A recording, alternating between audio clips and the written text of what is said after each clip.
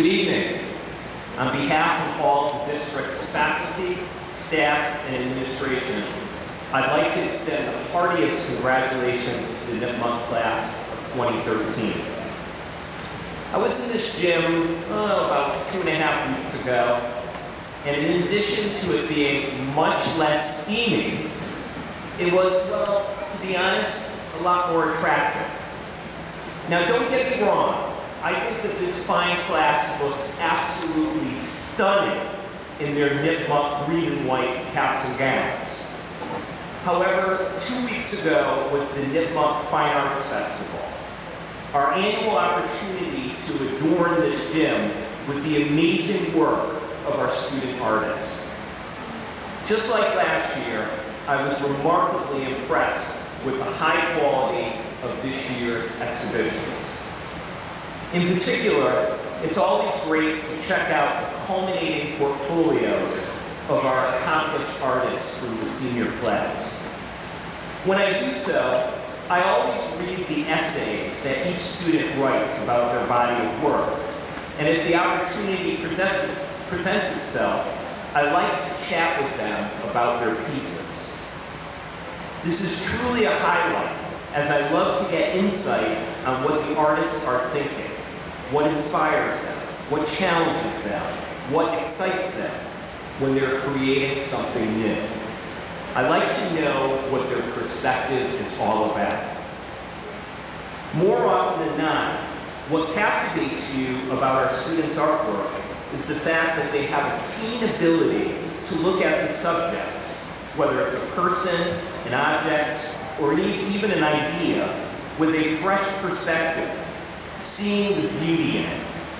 And oftentimes the beauty is found in the simple things in life, the things that we often overlook or take for granted. Perhaps the heart of this creative process is something that we could apply to other aspects of our lives.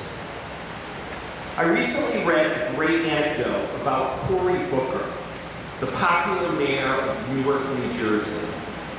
Booker is young, charismatic, and has developed a reputation as an empathetic, hands-on mayor, even to the point that he personally responds to the tweets of his over 277,000 constituents.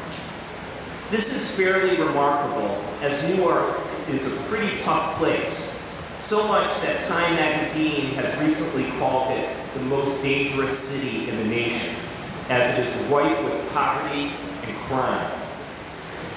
Booker frequently likes to tell the story of how 15 years ago, as a young, privileged Yale law student, he decided to become a community organizer, and he thought the best place to start was Newark, because there's so much need there.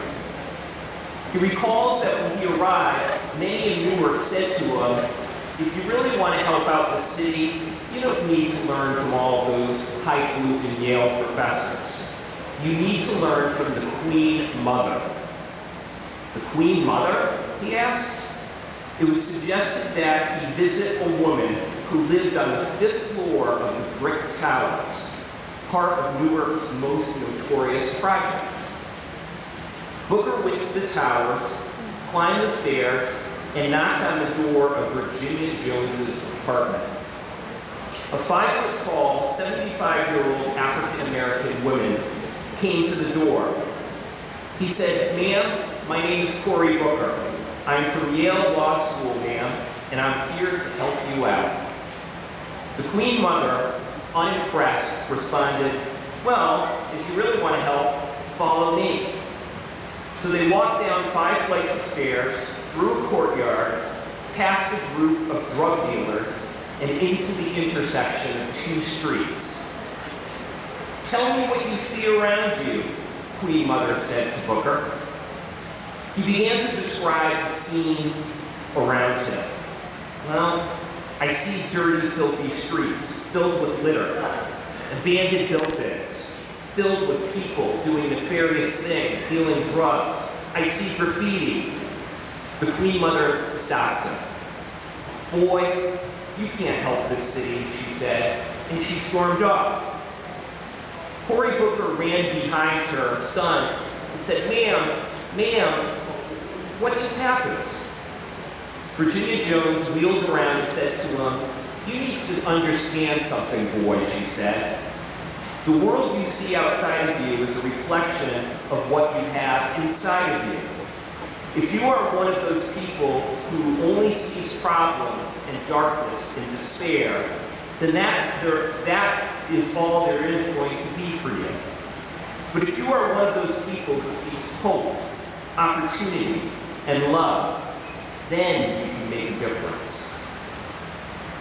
When he delivers a speech, Cory Booker frequently tells this story because it was a life-changing lesson for him. I too believe it's a great story because it's a reminder of how our mindset often determines our results. We need to take Queen Mother's advice to heart. If we face our challenges and think of them as opportunities for learning and personal growth, chances are the outcomes are going to be better than if we approach them as insurmountable burdens. As Mahatma Gandhi once wrote, a man is but the product of his thoughts. What he thinks, he becomes. Simply stated, it's all about the attitude, and that's what will shape your future. Graduates, you are not at the intersection of city streets, but rather at the intersection of a new part of your life. Most of you will be transitioning to college, and some of you to the military or work. To be sure, you will have a new set of experiences, new friends, and new learning. In essence, you are starting with a clean slate, or like our great student artists, with a blank canvas. I challenge each and every one of you to create a fresh perspective in your lives and never take for granted the many things, both great and small, in your life. Find joy, find excitement in all that you do, from your friendships, to your studies, to your family, to even sitting in a sweltering gym on a hot spring night. If you do so, you will find the hope and opportunity that all of you so richly deserve. I sincerely hope that the world beyond Nipmuc Regional High School will be the canvas where you create the greatest masterpiece yet. Congratulations and good luck.